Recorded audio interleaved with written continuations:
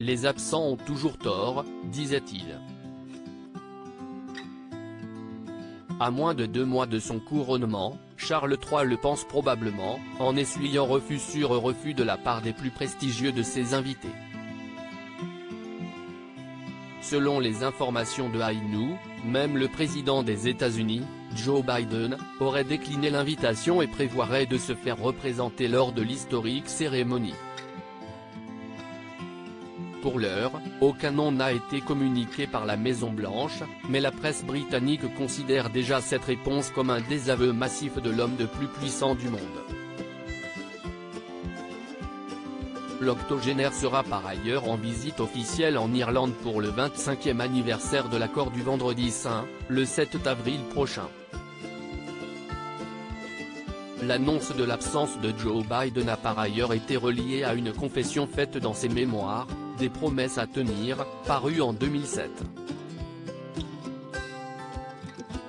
On y apprenait que sa mère, une Irlandaise catholique, détestait la famille royale et lui avait dit de ne pas s'incliner devant la reine. Quand j'ai dit à ma mère que j'allais avoir une audience avec la reine d'Angleterre, la première chose qu'elle a dite a été « Ne te prosterne pas devant elle. N'oublie pas Joe, tu es un Biden. Personne n'est meilleur que toi », avait ainsi rapporté celui qui était alors sénateur du Delaware.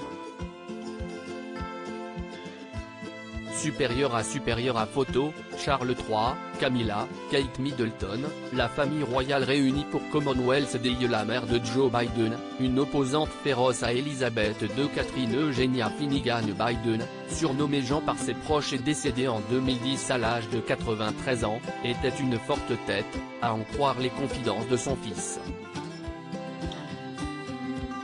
Dans son autobiographie, le futur président des États-Unis avait raconté que sa mère avait préféré dormir par terre lorsqu'elle avait compris qu'elle se trouvait dans un lit d'hôtel où la reine avait précédemment séjourné. Cet héritage familial n'avait toutefois pas empêché Joe Biden et son épouse Jill d'assister aux funérailles d'État d'Elizabeth II, en septembre 2022. Arrivé en retard, le puissant tandem s'était fait remarquer à l'entrée de l'abbaye de Westminster.